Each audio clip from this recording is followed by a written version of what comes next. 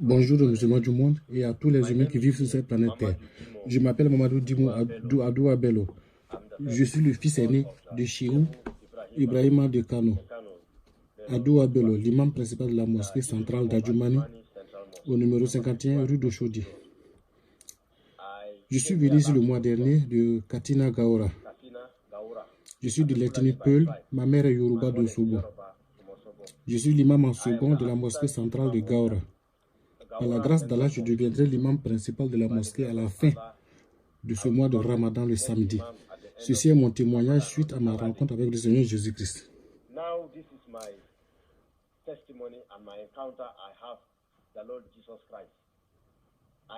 Je n'ai jamais cru en Jésus-Christ ni aux chrétiens. En fait, je haïssais les chrétiens.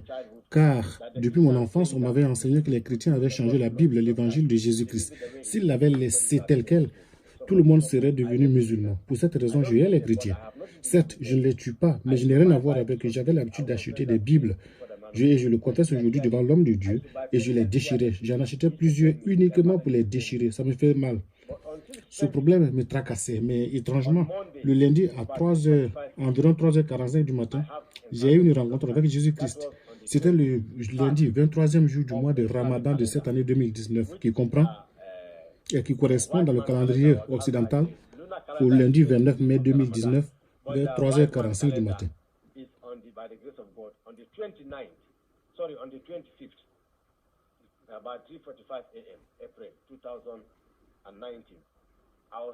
Je dirigeais la prière dans la mosquée. Mon oncle y était, ainsi que les deux anciens de la mosquée et d'autres fidèles. C'est la mosquée centrale d'Adjoumani, au numéro 51 de Chodi. Mais c'est la plus grande mosquée là-bas, sur la route qui mène au marché, juste en face de l'église méthodiste. C'est juste en face de cette église. Je récitais le premier chapitre de notre Coran qui est l'Al-Fatiha, le chapitre d'ouverture ou la mère du Coran. On l'appelle mère du Coran car il englobe et résume tout le contenu du Coran divisé en 6656 versets. Les musulmans en sont témoins, ils savent de quoi je parle.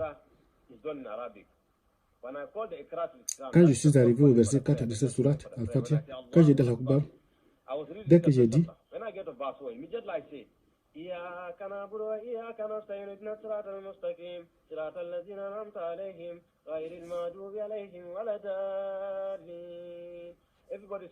tout le monde a dit Amin. Et quand j'ai terminé cette sourate, soudain, tout à coup, une lumière est sortie de nulle part. Elle a rempli toute la mosquée. Je n'ai jamais rien vu de si brillant. C'est plus brillant que le soleil. Je n'ai rien vu de pareil dans ma vie. Elle n'apportait pas la chaleur. Au contraire, j'avais froid en dessous de cette lumière. Pourtant, la mosquée n'est pas climatisée et les ventilateurs n'étaient pas en marche. Au milieu de cette lumière, un homme m'a parlé, il m'a demandé en arabe. Cela signifie, il m'a dit de sortir d'entre eux, de sortir d'entre les musulmans. Je sais pourquoi il me parlait en arabe, car je comprends l'arabe mieux que l'Aoussa ou le peuple. Je peux même enseigner l'arabe à un arabe. Et ceux qui écoutent ma langue arabe savent de quoi je parle. J'ai même demandé qui es-tu? Il dit non, il m'a dit de sortir de l'islam. Il m'a dit de sortir de là, que l'islam n'est pas le bon chemin et qu'il me montrerait le vrai chemin, qui sauve les âmes de la condamnation. Je lui ai dit que c'est plutôt l'islam qui est le droit chemin. J'ai défié la personne en lui citant la sourate 2 du Coran. Al-Baqarah, qui signifie la vache, verset 257, qui dit que seul l'islam est disons que l'islam est la seule religion acceptée au ciel par Allah. Il m'a dit que c'était un mensonge et un blasphème. Il m'a dit qu'il est le chemin, la vérité et la vie. Je lui ai répondu que ce n'est pas possible. Où prétend-il être Jésus, que nous appelons le prophète Issa? Je lui ai dit, si tu es vraiment Jésus, tu ne peux pas être le chemin, la vérité et la vie, car Mahomet est le chemin. Il m'a dit non, c'est un mensonge et que je dois l'écouter, que le temps est venu, qu'il veut me sauver et m'utiliser comme une plateforme de gloire pour délivrer mes frères musulmans des ténèbres de l'islam, pour la lumière de l'évangile. Je lui ai dit c'est un mensonge. Si tu es vraiment Jésus, j'ai insisté pour le voir. Je l'ai mis à l'épreuve. Il m'a répondu que je ne suis pas digne ni de le voir, ni qualifié même pour entendre sa voix. Je lui ai dit, mais les hommes t'ont vu durant ton temps sur la terre, selon mon Coran, sourate 19. Alors, ce chapitre est dédié à sa maman, Mariam, et les gens t'ont vu. Il m'a dit, non, à cette époque, je n'étais pas encore glorifié. Cependant, maintenant, je suis glorifié. Tu ne peux pas me voir. Il a ajouté que je ne suis ni digne ni qualifié pour le voir. Je lui ai dit, mais moi, je suis un homme pieux et juste, car je jeûne tous les lundis et jeudis. Je suis musulman, nous sommes divisés en 13 sectes en tant que musulmans. Il y a les Ahmadis, il y a les Tidjani, il y a les Mouroutis, il y a les Shia, les Wahhabis, les Sunnites et tous les autres. Mais nous sommes les plus pieux de tous ces groupes, car nous sommes de l'Arabie Saoudite.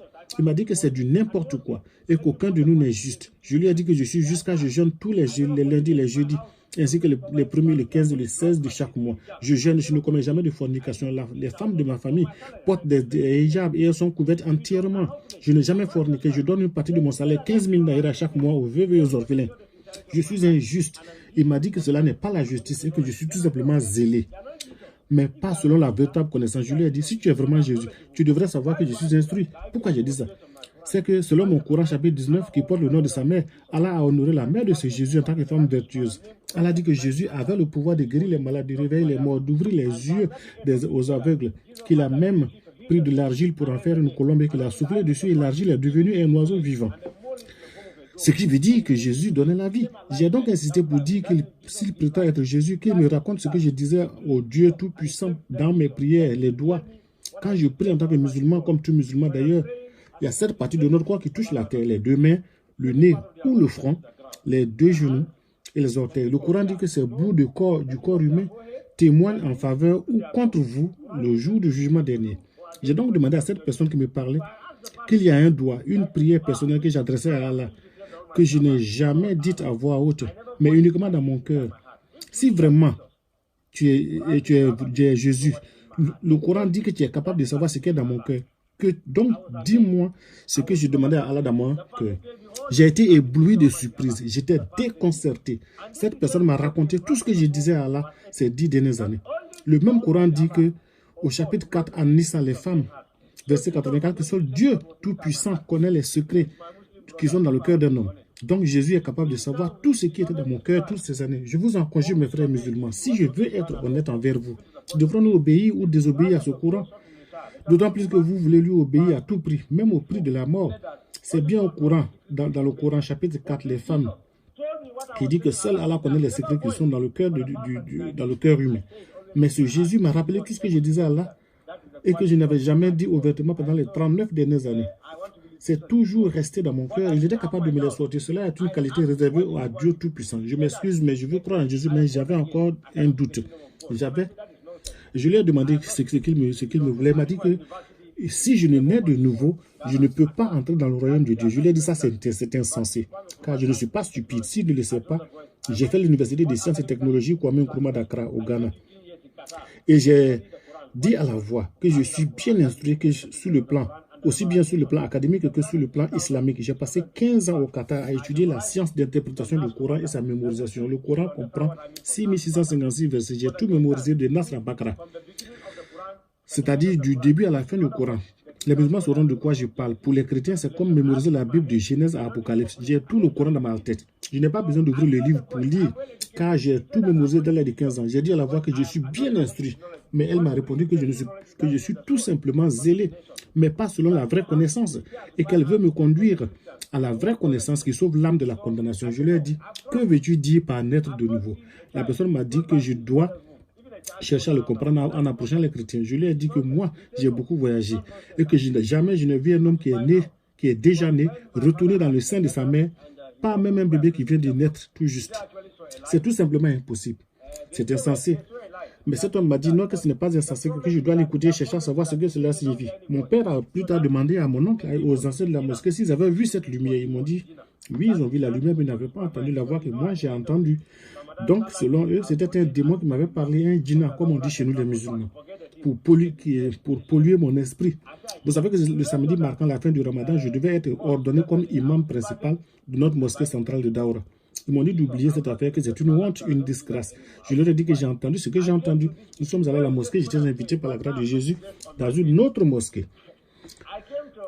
J'ai témoigné, mais maintenant je dis quelque chose qui est fondé sur ma foi. Je suis venu diriger la prière dans une autre mosquée. Et c'est très étrange, mais après la prière, la voix m'a dit à nouveau d'aller tout droit. Cette fois-ci, j'étais à la mosquée Azous. La voix m'a dit d'aller tout droit. J'ai dit non, que je devais rentrer à la maison. Elle m'a dit non, d'aller tout droit, comme si je montais. Et je ne voyais aucune église. J'ai dit que mais il n'y a pas d'église ici. Elle m'a répondu d'aller encore de l'avant. Il y avait des signes indiquant la présence d'une église, mais il semblait que personne ne s'y trouvait, comme si c'était déjà fermé. Mais un peu plus loin, j'ai vu des gens parlant une langue étrange, dont je ne comprenais rien. J'étais confirmé. La voix m'a dit, mais non, mon fils, ce n'est pas une langue étrange, ne dis rien. Entre seulement et dis-leur que tu veux naître de nouveau. Je lui ai dit, mais comment ça?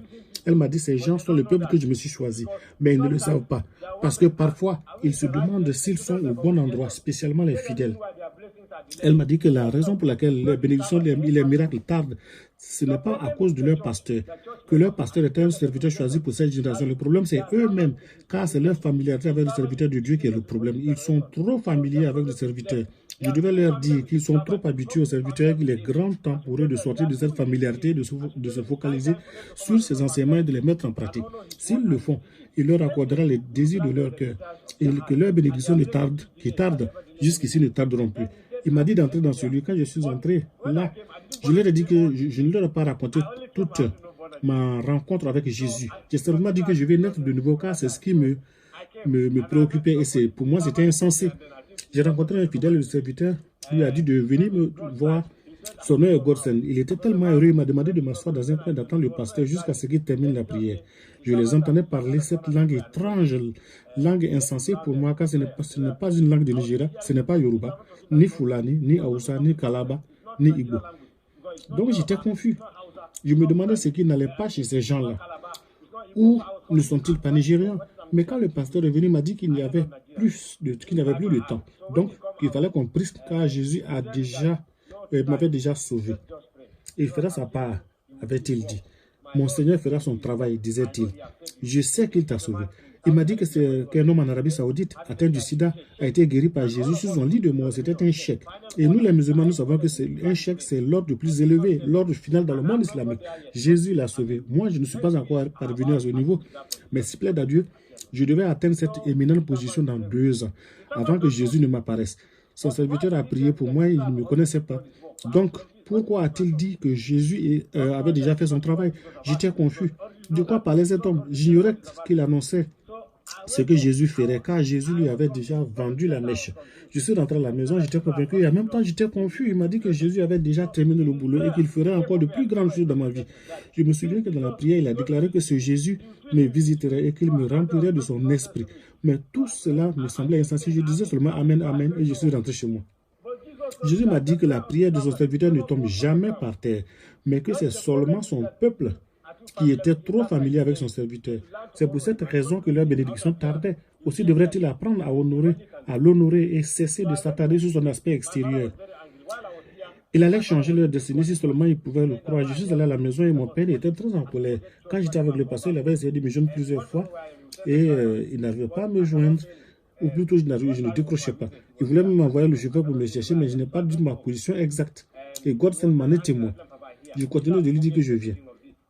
Il m'a dit de tout oublier et de rentrer promptement à la maison. Et après, il m'a dit qu'il ne veut plus entendre parler de ce Jésus dans sa maison.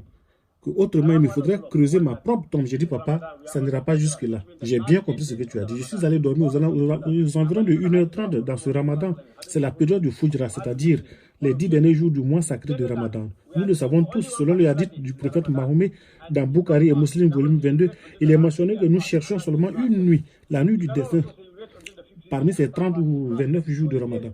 Ce n'est pas un jour fixe. Tu ne peux pas attendre donc de jeûner les 10 derniers jours, car Allah ne l'accepterait pas. Tu ne peux pas non plus attendre seulement les 15 derniers jours pour jeûner, car Allah ne l'accepterait pas non plus. Il exige que tu commences dès le premier jour, ce qui signifie que tu dois faire les 29 ou les 30 jours de Ramadan. Mais le jour qu'on cherche est situé dans les 10 derniers jours. Certains musulmans se réveillent à minuit, d'autres à 1h, 2h, 3h, etc. Mais le plus tard, c'est à 3h du matin et ils font leur prière. Allah dit que si la prière de la nuit du destin est acceptée, cela équivaut à 85 ans d'adoration. On appelle cela Laylatul Qadr, la nuit de la puissance. Donc, j'ai incité pour voir la personne, mais elle m'a dit, non, mon fils, tu n'as pas besoin de me revoir, mais je témoignerai de ma gloire devant ta famille. Mais ils vont endurcir leur cœur. Je lui ai dit que je ne comprenais pas. Il m'a dit, non, ne t'inquiète pas. Donc, j'ai dit à mon père que je ne pouvais pas diriger la prière ce matin car je ne me sentais pas bien. Car lorsque je voulais aller à la prière, cette voix me disait, non mon fils, mon serviteur t'a déjà conduit jusqu'à moi. Tu ne peux pas servir deux maîtres. Tu aimeras l'un et tu détesteras le second. Je lui ai dit que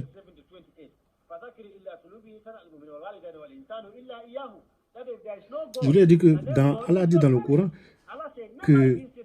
auquel moi je suis déshabitué, que après Dieu, nos prochains dieux, c'est nos parents. Alors, quel genre de Dieu es-tu pour me dire de désobéir à mes parents? Il m'a dit non, que c'est lui qui est le vrai Dieu du ciel et de la terre et que mes parents ne me connaissent même pas. D'ailleurs, mon père a seulement mis ce liquide dans ma mère. Il m'a demandé, ton père sait-il comment tu as germiné et comment tu t'es développé comme fœtus? J'ai répondu non. Il m'a dit justement, voilà, à travers moi. Mais à travers moi, Jésus, tout a été créé. Et sans moi, rien n'a été créé. Et je devais l'écouter et ne pas aller à la prière. Donc, j'ai dit à mon père que je suis malade, je ne peux pas aller à la prière. Ben, je ne peux pas non plus lui dire que c'est cette voix qui m'interdisait d'y aller. Car pour cela, il m'aurait peut-être coupé la tête. Je lui ai dit que je suis malade, que j'avais des maux de ventre. Il m'a donné des comprimés. Il est revenu pour la deuxième prière à 3h15 du matin. Je lui ai dit que j'étais toujours malade. Il m'a dit bon de me reposer à 5h45. Il est revenu. Il m'a demandé d'aller diriger la prière du Fajr. Nous, les musulmans, nous savons que la prière du Fajr est la plus importante de la journée. C'est la première prière du matin. Allah dit que si elle est acceptée, les 4 autres seront acceptés. Mais si elle est rejetée, les 4 autres seront rejetés.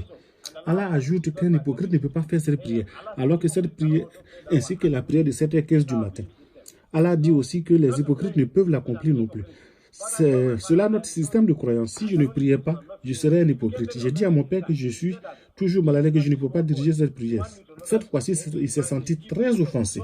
Il m'a dit qu'il n'était pas un petit enfant. Et comme les Anglais disent, montre-moi tes amis, je te dirai qui tu es. Il m'a dit que c'est lui qui m'a engendré, donc il sait si je suis malade ou pas. Il sait que l'année passée, j'étais malade, très malade. Mais malgré ça, j'étais couché et je priais quand même. Je ne plaisante pas avec la prière d'habitude. Car c'est là l'instruction d'Allah.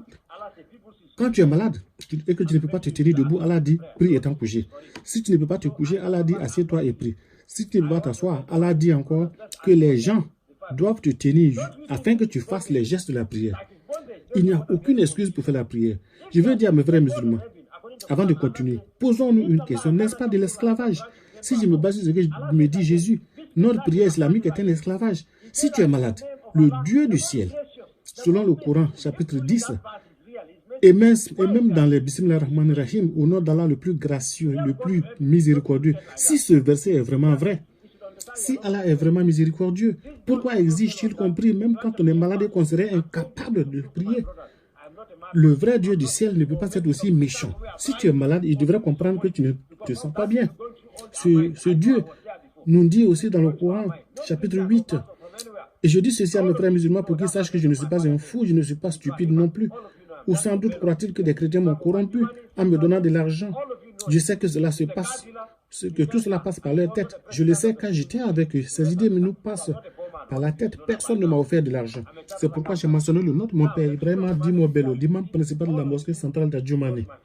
Certains le connaissent car il est revendeur de voitures et il est aussi président des musulmans sunnites d'Afrique de l'Ouest. Donc je ne suis pas un homme pauvre, comme chacun de vous doit le savoir déjà. Je suis un expert comptable. La vérité dans cette affaire est ceci. Tout le monde...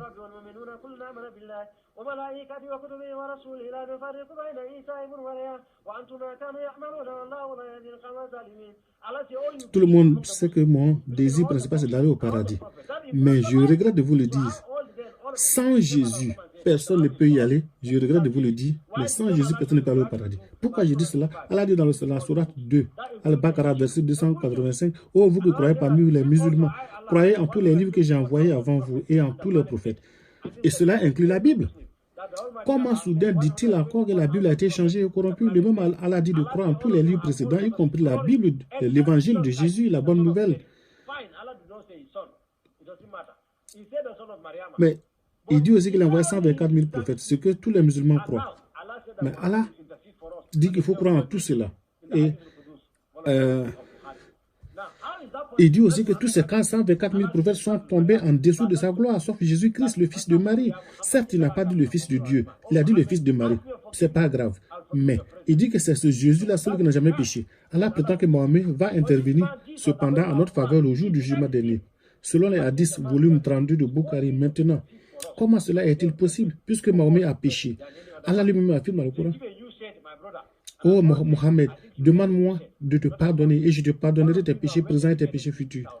Cela signifie qu'il avait des péchés, mais Allah lui a pardonné. Mais cet homme, Jésus-Christ, selon notre Coran, n'a jamais péché de sa vie. Et je pense que c'est celui qui n'a pas de péché du tout qui est plus digne d'intercéder en notre faveur au jour du jugement, plus que celui qui a péché. Si on vous offre un vieux jeu ou un nouveau jeu, je pense que vous prendrez le nouveau jeu et non pas le vieux. Vous savez tous que je suis bien instruit dans notre foi. Mon père m'a envoyé au Qatar pour étudier, et de là en Arabie Saoudite pour encore étudier une année supplémentaire. Je regrette de vous dire la vérité. Et rien que la vérité, quand Allah nous dit dans le Coran, Surah te dit, c'est accepte la vérité, même si on doit te trancher la tête pour cela. Allah dit dans la Surah 2 Al-Baqarah, la vérité est venue pour ceux qui ne supportent, est venue et ceux qui ne la supportent pas périront. Je regrette de vous dire la vérité. Mais ceci est la vérité. Je ne dis pas ceci pour faire plaisir à quiconque. Je ne veux faire plaisir à aucun chrétien ni à aucun musulman. Je veux faire plaisir à mon Seigneur Jésus qui m'a visité le lundi dernier et qui a sauvé mon âme de la condamnation au feu de l'enfer. J'apprécie ce qu'il a fait pour moi. Je lui suis reconnaissant pour ce qu'il a fait pour moi. Ce matin, ainsi que l'histoire continue, mes frères, j'étais enfermé dans une chambre car papa était en colère. Il s'est passé que ce matin, quand il a insisté que j'aille à la mosquée, j'ai refusé. Il a dit OK, il irait prendre une douche et qu'avant qu'il ne finisse, vers 4h45 du matin, il voudrait me voir à la mosquée, sinon il leur donnerait à 2 gaillards de me traîner littéralement jusqu'à la mosquée. Je lui ai dit que qu'on ne devait pas en arriver là, car j'avais bien saisi ce qu'il me disait. Il m'a dit de quitter. Et il m'a quitté et je m'inquiétais. J'étais très inquiet. Au bout de 30 minutes, tout à coup, cette voix m'a dit, mon fils, lève-toi du lit. Je lui ai dit, mais tu ne comprenais pas la voix, a insisté, lève-toi du lit. Il m'a demandé de répéter après elle, comme si j'avais répété la prière du pécheur après le pasteur l'autre jour. Celui qui avait prié pour moi et m'avait conduit au Seigneur. Elle me disait de répéter après elle, que je ne comprenais pas. Elle m'a dit qu'il y a la puissance dans la confession. Je lui ai dit que je ne comprenais pas la voix. Elle m'a dit, oui, mon fils, mon serviteur ne voulait pas perdre ton temps car il ne voulait pas offenser ton papa. C'est un homme d'honneur qui respecte les liens de parenté. Mais il devait te dire que selon ma parole, c'est en croyant du cœur et en confessant de la bouche que l'homme parvient à la justice et au salut. Je lui ai dit que je ne comprenais toujours pas. Elle m'a dit, oui, comment? Comme tu as été sauvé hier quand tu m'as confessé devant mon serviteur, ce ne sont pas tes œuvres qui t'ont sauvé. J'ai répondu que je ne comprenais pas. Seulement avec des mots qui sortent de ma bouche, je peux être sauvé. Ce n'est pas possible. Les hommes doivent faire de bonnes œuvres. Ils doivent jeûner, prier, faire l'aumône. Ils doivent fuir la fornication, la tricherie, le vol. Ils doivent faire toutes ces bonnes œuvres avant d'être sauvés pour aller au paradis. Que veux-tu dire par « je suis sauvé par ces mots » Elle m'a dit « oui, on n'a pas besoin de bonnes œuvres. Tout ce dont on a besoin, c'est de me confesser comme ton sauveur et ton Seigneur personnel. J'ai saisi les péchés du monde et je les ai cloués à la croix au calvaire. C'est pour cela que les musulmans ont tout faux. C'est en cela que ton peuple a tout faux, car personne ne va au paradis avant d'avoir confessé ce travail accompli par Jésus sur la croix au calvaire. Sinon, il faut oublier le paradis. Peu importe qui vous êtes, que vous soyez un musulman ou un bouddha ou un hindou ou quoi que ce soit d'autre. Voilà la vérité, la dure vérité. J'ai dit que je ne comprenais pas, je ne comprenais rien. Elle m'a dit, oui, tu dois répéter après moi. À tous ceux qui l'ont reçu, il leur a donné le pouvoir de devenir l'enfant de Dieu. À ceux-là qui ont cru en son nom. Je n'y comprenais rien. Elle m'a dit non, répète seulement. Et j'ai répété la chose après 2 fois, je me suis arrêté. Elle m'a dit non, mon fils, ne t'arrête pas, continue de le répéter jusqu'à ce que cela se confonde avec ton esprit. Je lui ai demandé, je lui ai dit, mais comment cela est-il possible? Elle m'a dit, oui, en islam, cela n'est pas possible. Mais dans mon royaume, le royaume chrétien, tout est possible à celui qui croit. Donc j'ai continué de répéter à tous ceux qui l'ont reçu, il leur a donné le pouvoir de devenir enfants de Dieu. À ceux-là qui ont cru en son nom.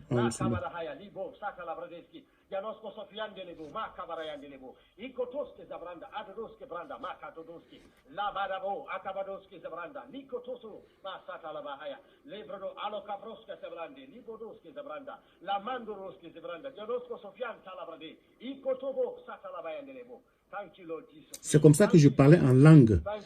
Hein? Quand je suis arrivé à la 3e répétition de ce verset, eh bien, il s'est passé quelque chose d'étrange. C'est comme je devenais fou. C'est comme si le ciel, le toit avait disparu de la chambre. J'ai vu une flamme de feu qui descendait du ciel et qui m'a consumé, ce qui m'a projeté par terre. C'était comme un choc électrique qui venait du ciel. Une vraie flamme de feu. Je brûlais littéralement. C'était puissant. Et je parlais cette langue étrange que je ne comprenais pas. Et vous n'êtes pas ici pour le voir, mais vous, si ceux qui sont là me voient bien que mon boubou est sale, Je ne me contrôlais pas. Ces mots sortaient de ma bouche et je dis seulement merci Seigneur Jésus, merci Jésus, merci Jésus.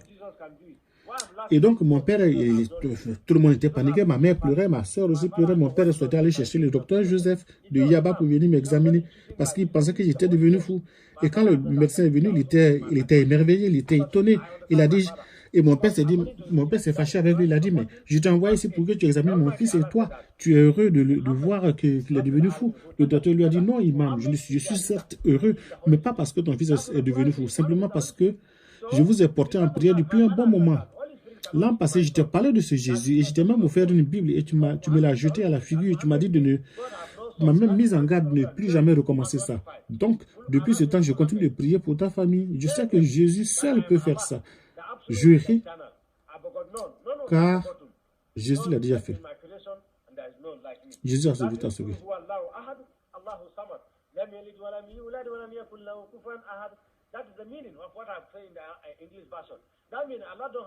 Mon père a déjà répondu, tu tiens des propos insensés, docteur Joseph.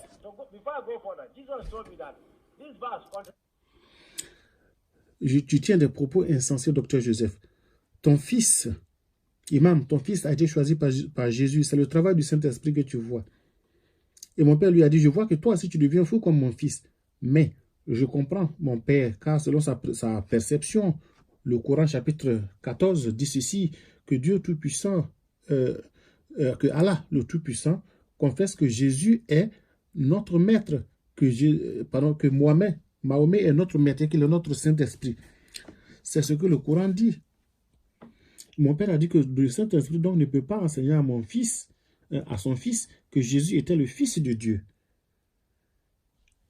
C'est dans le Coran, également dans le Coran chapitre 112, Koulouwa. Allah dit à Mahomet, dis-leur que je suis Allah, l'absolu et l'éternel. Je n'ai point été engendré et je n'engendre point. Personne ne m'a aidé dans ma création et il n'y a personne qui soit semblable à moi. C'est la version arabe qui vient d'être citée tout à l'heure. Et donc, avant que je progresse plus loin, Jésus m'a dit que ce verset en lui-même se contredit dans le Coran. J'ai protesté en disant qu'il n'y a aucune contradiction dans le Coran. Il m'a demandé d'ouvrir le Coran au chapitre 2, verset 23, et de comparer ce verset avec les versets 1 à 4 de la sourate 112.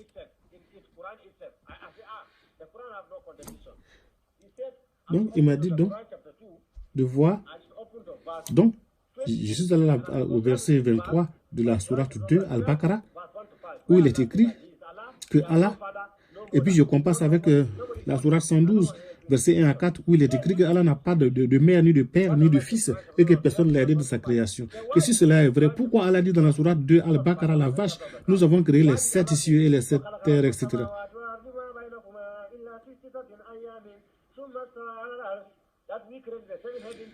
Mais le mot employé ici, c'est non. Nous avons créé les cieux et la terre. Jésus m'a dit que cela confirme bien la Sainte Trinité, que cela signifie qu'il y a bien 3 personnes dans la création. Mes frères et sœurs en islam, voyez-vous, même le Coran confirme que Jésus confirme Jésus. Jésus m'a encore dit d'ouvrir le Coran, chapitre 8. Il est écrit, Jésus-Christ est la parole de Dieu et l'Esprit de Dieu. Kalimatullah signifie la parole de Dieu. Et Ruhus Kudus signifie l'Esprit de Dieu. Jésus m'a demandé, si je devais séparer ton esprit de ton corps, tu serais un homme mort. C'est l'esprit qui conduit le corps et l'âme. Sans l'âme, on dit qu'un homme est mort. Son corps devient une enveloppe vide, sans aucune valeur. On le jette dans un trou, une tombe. Les musulmans doivent comprendre ce verdict, plus que les chrétiens. Car nous, on attache ce corps dans un linceul et on le jette dans un trou 1,80 m sous terre. On ne le met même pas dans un cercueil. C'est terrible. Donc, pour cette raison, nous devons faire attention à la façon de suivre Jésus-Christ avant qu'il ne soit trop tard. Je n'insulte personne, je ne discrimine contre personne. Mais je dis la vérité.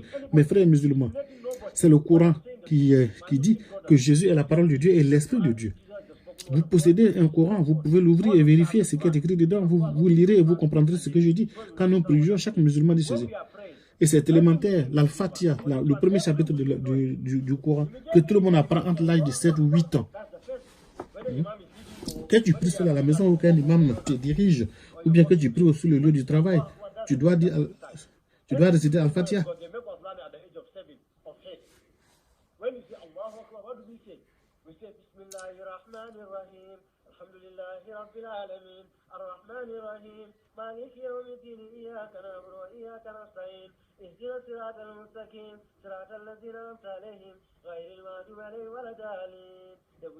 On dit Amen, mais on dit hier.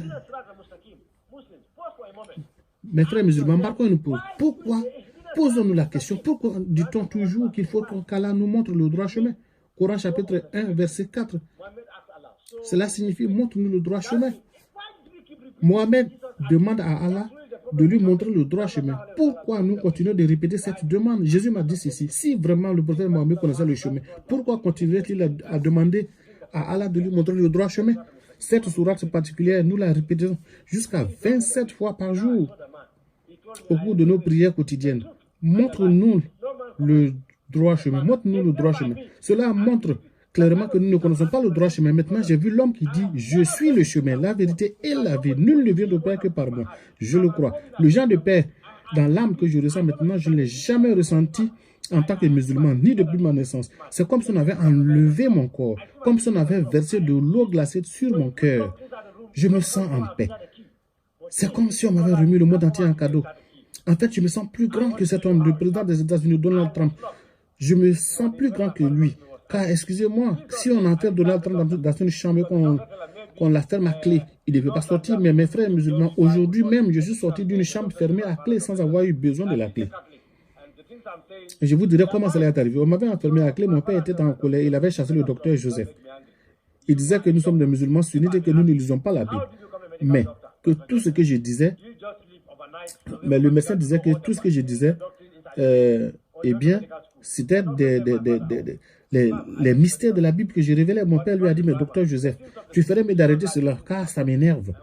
Tu es médecin. Si je puis te demander, comment es-tu devenu médecin? Hein? Docteur Joseph, tu es allé à la faculté de médecine où tout d'un coup du jour au lendemain, tu t'es réveillé avec toute la doctrine médicale dans ta tête. Le docteur a dit, ah, Imam, Ibrahima, moi je suis allé à la faculté de médecine, mais les choses spirituelles ne se font pas comme les choses physiques. Mon père lui a rétorqué, oublie ces bêtises, nous sommes des sunnites. Nous ne croyons pas en Jésus. Nous ne lisons pas la Bible. Alors comment dis-tu que mon fils révèle les mystères de la Bible? Le docteur lui a dit qu'il était chrétien et catholique pour ce que cela vaut. Mais tout ce que ton fils dit vient tout droit de la Bible. Mon père lui a dit, disais quoi? Sors de chez moi. Il était en colère. Il a chassé le docteur et m'a enfermé dans la chambre. Il a ordonné au vigile de ne pas me laisser sortir de la cour. J'étais inquiet et j'ai commencé à perdre la foi. Je doutais déjà. J'ai dit cela pour mes frères musulmans. Pour que mes frères musulmans puissent comprendre. Ma prière est que le Seigneur Jésus-Christ, qui m'est apparu, lui-même continue d'apparaître à mes frères et à mes soeurs musulmans. Je me dis que c'est la meilleure façon pour eux, en tout cas de les maintenir dans la foi chrétienne. Car si quelqu'un vient leur prêcher, si on y prend garde, même s'ils sortent de l'islam, ils vont commencer à douter. Sans doute retourner à l'islam. Pourquoi? Mais à cause de la persécution et des difficultés. Si Jésus en personne leur apparaît cependant, rien ne les fera rétrograder. C'est quelque chose de très puissant. Je m'inquiétais et je doutais déjà quand on m'a enfermé dans la chambre. La voix m'a dit alors, mon fils ne pense pas ainsi, ne doute pas. J'étais surpris. Ce que je pensais dans mon cœur, c'est exactement ce que la voix m'a dit en face ouvertement. Je disais dans mon cœur que si mon père revenait, je lui dirais que j'irais à la mosquée et que mon père avait sans doute raison et que sans doute le diable me manipulait. Cette voix savait même ce que je pensais dans ma tête. Elle m'a dit, mon fils ne pense pas ainsi, je suis le Saint-Esprit. Ne m'appelle pas la voix d'aujourd'hui. Je suis la troisième personnalité de la Trinité dans le royaume chrétien. Je lui ai dit, mais le Seigneur Jésus m'est apparu hier vers 3h45 du matin dans la mosquée. Il est venu avec une puissante lumière, disant qu'il est Jésus. Sa voix était puissante, comme celle des grandes eaux. C'est ainsi que je l'entendais.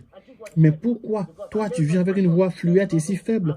Et pourquoi dis-tu que tu es le Saint-Esprit? Il m'a dit, oui, en effet, Jésus t'est apparu hier dans sa gloire lumineuse, lundi dernier. Mais à présent, il est assis à la droite du Père, intercédant pour les croyants. Moi, je suis le Saint-Esprit. Je suis la troisième personnalité de la Sainte Trinité.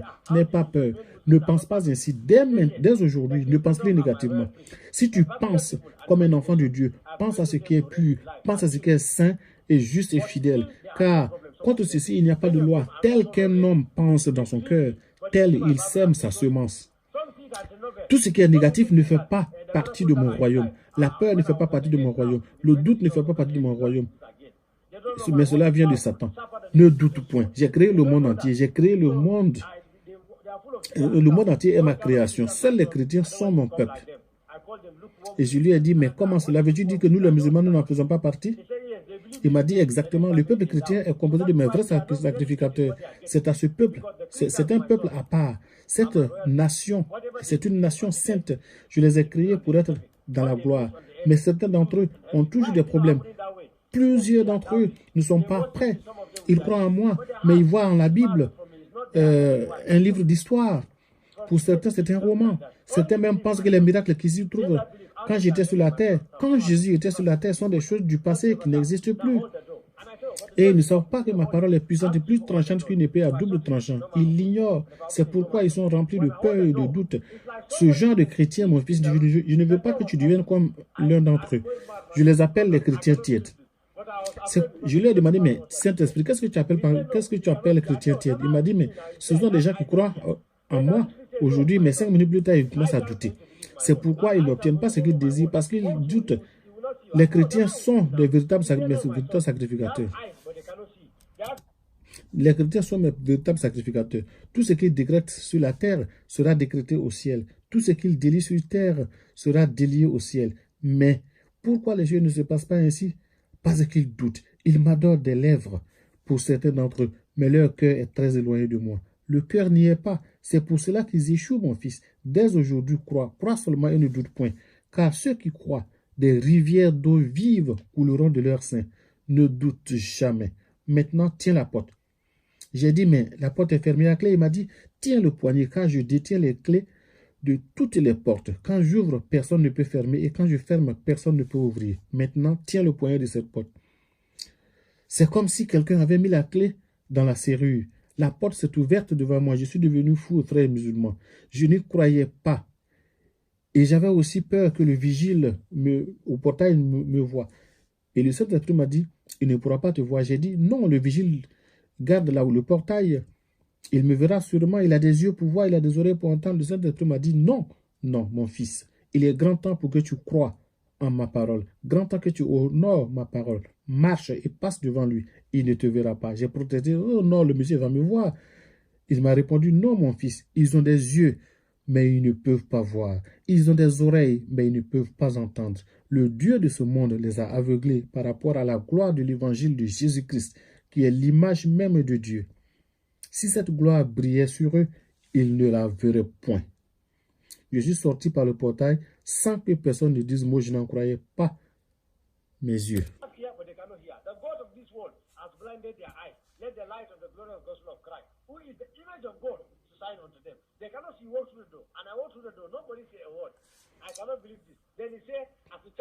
Puis il m'a dit de prendre un taxi pour aller à Agégué, à la rue du Capitole. J'ai dit que je ne connaissais pas, le quartier Agégué ni la rue. Il m'a dit non, de prendre un taxi et d'y aller car le chauffeur connaîtrait l'endroit. Et que de demander après la compagnie à Bibi Yahou. Je lui ai dit que je ne comprenais pas. Pourquoi il m'envoie chez des musulmans? Et je sais que plusieurs de mes amis musulmans connaissent cet endroit, à Bibi Yahou. Vous pouvez vérifier son existence. Le Saint-Esprit m'a dit, oui mon fils, Abibi est vraiment musulman, tu as vraiment raison. Mais le Yahou porte son nom car il est devenu tellement populaire dans le business du Yahou. Il est distributeur de Yahou, il a une compagnie dans le quartier et presque tout le monde le connaît là-bas. Demande à n'importe qui, on te montrera sa compagnie. Quand tu y seras, dis-lui qu'il est mon fils. Son nom est Abibi. Vas-y mon fils. Dis-lui que les gens lui ont prêché mon évangile depuis un moment, ses voisins, ses amis, mais il me rejette. Il veut que je le guérisse d'abord, avant qu'il ne croie en moi. Il leur dit que si Jésus est réel, qu'il le guérisse d'abord de sa maladie. Va, car il ne sait pas que tu es musulman comme lui. Il te croira. Donne-lui tous les versets du Coran que je t'ai donnés. Après cela, demande-lui de me confesser comme son Seigneur, son Sauveur personnel. Conduis-le à moi exactement comme le pasteur t'a conduit hier à moi. Dis-lui qu'en faisant cela, il sera guéri. J'ai demandé, c'est une plaisanterie? Le Saint-Esprit a dit non, ce n'est pas une plaisanterie. J'ai dit ok, pas de problème. Je me suis rendu, il n'était pas en place. Ses employés l'ont appelé pour leur dire que j'étais là, que j'étais un frère musulman, et il m'a donc demandé d'attendre. Et il leur a dit qu'il ne me connaissait pas, mais comme il a entendu parler de sa santé, il était intéressé, il devait venir.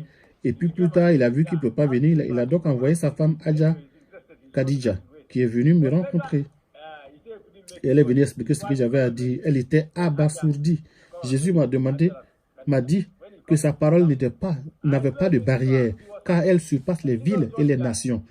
Je ne dois donc pas m'inquiéter de l'absence du mari, mais de demander à la femme de confesser Jésus-Christ comme son Seigneur, son Sauveur personnel. Elle a confessé Jésus comme son Seigneur, son Sauveur personnel. Jésus a demandé qu'elle appelle son mari et que ce dernier aussi confesse Jésus comme son Seigneur, son Sauveur personnel. Ils m'ont demandé de ne pas partir, mais de rester là-bas. Car le mari a affirmé que dès qu'il a confessé Jésus comme son Seigneur, son Sauveur personnel, il a ressenti une vive douleur dans ses jambes qui étaient enflées. Avant, il avait du mal à marcher. La voiture venait le chercher juste au seuil de sa porte et venait le déposer juste au seuil de sa porte. Il ne pouvait même pas marcher une courte distance pour aller rejoindre la voiture. Mais il a dit que 5 minutes après sa confession téléphonique, eh bien, il nous a rappelé pour dire que ses jambes n'étaient plus enflées et que la douleur avait totalement disparu en un instant. Il voulait que j'aille habiter avec lui. Il me logerait, me nourrirait et me blanchirait. Il me donnerait tout ce que je voulais. C'était un milliardaire. Immédiatement, Jésus m'a dit de lui poser la question. Crois-tu que tu peux acheter les dons de Dieu avec ton argent? Je devais lui dire que les dons de Dieu ne peuvent pas s'acheter à prix d'argent, car c'est hors de prix. Il a ajouté que le motif du monsieur n'était pas pur, mais qu'il était surpris de la puissance qui était à moi et qu'il voulait l'utiliser. Je devais lui dire non, car c'est pour la gloire de Dieu, mais ce n'est pas à vendre. La parole de Dieu n'est pas à vendre, mais pour sauver les âmes des ténèbres de l'islam à la lumière de l'évangile. C'est pour cela que j'ai été appelé pour être un consommateur du royaume des chrétiens, pour que les chrétiens sachent que ce qu'ils possèdent est plus précieux que le diamant. Ce qu'ils détiennent est plus précieux que tout ce qui est dans ce monde. Ils devraient fermer les deux mains dessus et courir avec ce qu'ils possèdent. C'est pour cela que j'ai été appelé. Il m'a dit que son serviteur allait me former. Je lui ai dit que je ne connaissais pas le serviteur. C'est seulement hier que j'avais croisé le pasteur qu'il avait prié pour moi. Mais le Seigneur m'a dit que ce monsieur-là serait mon père. Je lui ai dit non, moi j'ai déjà mon papa, mon père est un imam. Et que le serviteur de Dieu ne peut pas être mon père. Et Jésus m'a dit non. Le Saint-Esprit m'a dit non, que dans son royaume, il y a plusieurs instructeurs, des enseignants, beaucoup de pasteurs, mais pas assez de pères. Et que son serviteur était mon père spirituel et que je devais l'écouter. Que le temps est venu, son serviteur va diriger, que son serviteur va me diriger, car il s'apprête à changer son église. Il s'apprête à ajouter des milliers d'âmes à cette église. La place sera même trop petite et ils devront acheter une nouvelle branche. Le Seigneur vient ouvrir les portes des finances à son serviteur, même si son serviteur ne se confie à personne. En ce moment même, il traverse une période de difficultés financières. Je devais dire à son serviteur que dans 2 semaines à partir d'aujourd'hui, les déceptions, les échecs, les limitations seront terminées, car il a exaucé les prières de son serviteur depuis la Pâque de l'année dernière. Il m'a demandé de dire à son serviteur qu'il ne travaille pas avec le temps, mais dans la plénitude du temps. Il fait toutes choses à merveille en son propre temps. Que son serviteur donc sache que le temps est marqué. 2 semaines à partir d'aujourd'hui, la gloire de la seconde maison sera plus grande que celle de la première. Dans la vie de son serviteur, je devais dire à son serviteur d'arranger son intérieur, car le temps est venu et sa gloire va le toucher bientôt. Je devais dire à son serviteur que les 9 fruits du Saint-Esprit seront manifestes dans sa vie. Désormais, j'étais confus. Je lui ai demandé, mais Saint-Esprit, je suis confus.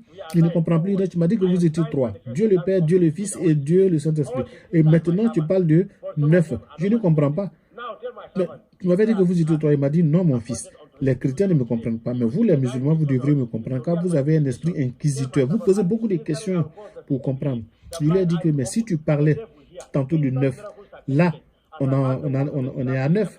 Il m'a dit, non, mon fils, je ne vais pas t'enseigner cette partie pour le moment. Nous sommes 9, ne t'inquiète pas. C'est-à-dire qu'il y a en moi 9 fruits qui se manifestent dans le Saint-Esprit. Et tous sont dans mon serviteur. Mais certains d'entre eux ne se manifestent pas dans mon serviteur jusque-là. Mais seulement dis à mon serviteur que sa prière a été exaucée. Dans 2 semaines, à partir d'aujourd'hui, il verra les 9 fruits du Saint-Esprit se manifester dans sa vie. Dis à mon serviteur, quand il sera en train de rendre ministère, je vais guérir les malades, je vais ouvrir les yeux des aveugles, les sourds entendront, les miracles s'accompliront instantanément. Tel que j'ai appuyé la parole de mes apôtres du passé, de même je donnerai du poids à sa parole par des signes et des prodiges. Dis à mon fils que le temps est venu. Dis-lui seulement de préparer le terrain de son cœur. Dis-lui que cette femme est sa femme, cette femme est son épouse. Dis-lui que souvent les relations, comme dans les mariages, c'est comme la langue et les dents. Aux chrétiens qui se demandent comment je peux mémoriser tout cela, je dis, eh bien, vous avez beaucoup à apprendre avec nous les musulmans. Car nous, depuis l'enfance, nous apprenons à mémoriser le Coran entier. Donc, nous sommes habitués à mémoriser des choses. Laissez-moi vous expliquer ce qui m'est arrivé. Comme lorsqu'on prend un feutre noir et qu'on le met dans un habit noir, tel que cela tache le blanc, tel est comme je me sentais. Tout ceci continue de résonner dans mes oreilles. Je comprends que quelque chose d'étrange m'est arrivé. Quand la voix m'a demandé de dire ces choses à son serviteur, il m'a demandé d'ouvrir la bouche. Et là, devant la femme musulmane, j'ai ouvert grandement la bouche. Et comme le Saint-Esprit m'avait ordonné d'ouvrir grandement la bouche, j'ai ouvert la bouche grandement et j'ai vu une main. C'est pourquoi cette main était comme du diamant. Elle brillait comme le diamant et elle ressemblait à une flamme de feu et elle a touché ma bouche. Et il m'a dit, j'ai mis mes paroles dans ton esprit et mon esprit dans ta bouche. À partir d'aujourd'hui, je t'accorde le pouvoir sur les puissances de l'islam. Mon fils, je ne veux en rien te nuire. Je te donne le pouvoir de déraciner, de planter, de détruire.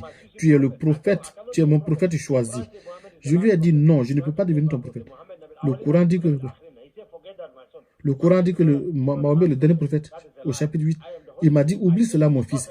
Mahomet n'est pas le dernier prophète, c'est un mensonge. Je suis le Saint-Esprit. Je continue de choisir des prophètes, des enseignants, des pasteurs, des apôtres, des évangélistes, des prophètes pour le perfectionnement du corps de Christ. N'aie pas peur, mon fils. L'heure est venue, les chrétiens sont le peuple que je me suis choisi. Mais certains d'entre eux sont trop froids et trop faibles pour ma cause. Mais je vais susciter un réveil spirituel encore. Je veux leur montrer que le temps est venu. Très bientôt, l'enlèvement aura lieu. Ne t'effraie point. Je lui ai demandé c'est quoi l'enlèvement. Il m'a dit, mon fils, ne t'inquiète point. Ton père spirituel te dira ce que c'est que l'enlèvement. C'est pourquoi je l'ai établi père spirituel au-dessus de toi. Toi, tu entends seulement ma voix, mais mon serviteur connaît mes voix. Il te dira certaines choses. Ne t'effraie pas. Il m'a dit de quitter ces musulmans-là. Il n'était pas content, mais Jésus m'a dit qu'il n'y avait pas de problème. Il fallait que je parte et que plus tard, le moment venu, il me ferait revenir vers eux. La femme voulait me donner le numéro de portable de son mari. Mais Jésus m'a dit de ne pas prendre leur numéro non plus. Je lui ai demandé pourquoi. Il m'a dit non, c'est parce que ta mission auprès d'eux est terminée. Quand tu auras encore besoin de leur parler, je t'enverrai vers eux. Si tu prends leur numéro, ton papa les poursuivra et te poursuivra aussi. Et il te trouvera. Ne fais pas ça, mon fils. Pas seulement il va rejoindre mon serviteur. Le temps est venu. C'est pourquoi je veux que tous mes frères musulmans comprennent que peu importe à quel point vous êtes pieux, à quel point vous êtes pieux, vous devez savoir que je suis sunnite. Vous savez tous ce que sunnite signifie. Peu importe à quel point vous êtes pieux, toute ma famille, les miens, mes parents, mes beaux-parents, tous me connaissent, même ma fiancée, Mariama, si tu m'écoutes, tu me disais souvent, Mamadou, dis-moi la vérité, tu te portes bien? Tu es pédé ou ta chose là, est-ce que ça fonctionne? Je te disais toujours que ma chose fonctionne bien, mais que j'attendais seulement le bon moment. Pourquoi? Parce que Allah dit dans le Coran chapitre 12, ne t'approche même pas de cette chose. Allah dit que c'est en effet une chose sale, le pire des péchés. Il dit même que le jour du jugement dernier, les gens qui sont dans le feu de l'enfer, selon le Coran, même les braqueurs sont là-bas, les voleurs sont là-bas, les tueurs sont là-bas, mais que ces gens-là vont supplier Dieu, vont supplier Allah pour qu'on fasse sortir les fornicateurs. Parce qu'on dit qu'il y a un liquide qui sent très mauvais, qui sort de leur sexe et qui pollue toute l'atmosphère de l'enfer. C'est tellement puissant que le Coran dit que les damnés qui souffrent en enfer supplient Allah de faire sortir les fornicateurs. Or, ce sont tous des criminels. C'est comme des criminels qui demandent qu'on fasse sortir d'autres criminels de prison, qu'on les libère à cause du caractère sérieusement grave de la fornication. Donc, je me suis dit que je ne vais pas commettre de fornication. Donc, mes frères musulmans, vous pouvez voir que Jésus seul est la solution, la clé pour atteindre la paix que je n'ai jamais expérimentée en islam. On dit que l'islam est la paix, mais nous, on n'a jamais expérimenté cela, nous n'avons jamais goûté à ça. Nous ne trouvons jamais la paix. Mais maintenant, je suis en paix. Je remercie Jésus. Jésus m'a dit que le temps est venu que nous devons et je veux que mes frères comprennent, mes frères musulmans.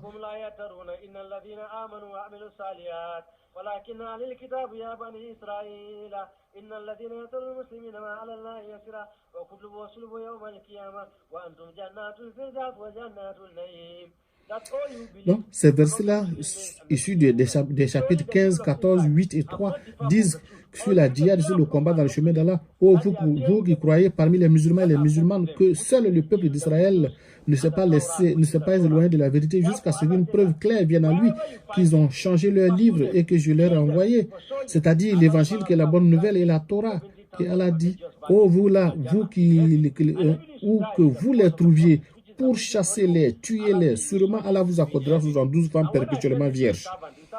Même si vous mourrez pour la cause d'Allah dans la djihad ou la guerre sainte, Allah vous dit que vous serez sûrement au paradis. Quand j'ai dit tout ça au serviteur de Dieu, le pasteur il m'a dit, ah vraiment, Allah est vraiment grave.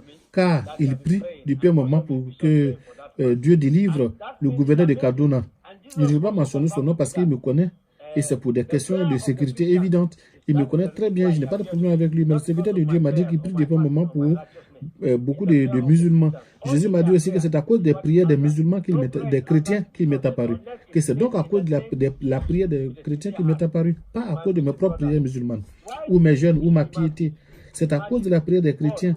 C'est seulement leur prière qu'ils ont exaucée. Aucune prière n'est exaucée tant qu'elle n'est pas faite au nom de Jésus avec un cœur sincère. Mes frères musulmans, pourquoi tuons-nous les êtres humains? Imaginez cela. Dieu qui a créé les êtres humains, il viendra ensuite commander aux musulmans de tuer les mêmes êtres humains. Et en faisant cela, on ira au ciel. C'est une haine dans le cœur de tous les musulmans avec les chrétiens. Peu importe comment ils prétendent de les aimer ou de causer avec eux. Mais ils les détestent dans leur cœur. Ils les aiment point. Je vous en supplie au nom du Seigneur Jésus, mes frères et mes soeurs musulmans. Je veux le salut de vos âmes. Je sais que tous, vous désirez aller au paradis. Vous avez jeûné 30 bons jours. Vous vous êtes réveillé à 3 h du matin pour manger quelque chose, jusqu'à rompre le jeûne à 19 h. Pareil le jour suivant. Mais tout cela sera vain. Je regrette de vous le dire. Vous serez surpris le jour du jugement si vous n'avez pas de Jésus-Christ. Tout ce que vous aurez fait sera en vain. Je prie que le Père de Jésus, mon Père Jésus-Christ vous sauve tous et vous délivre des ténèbres.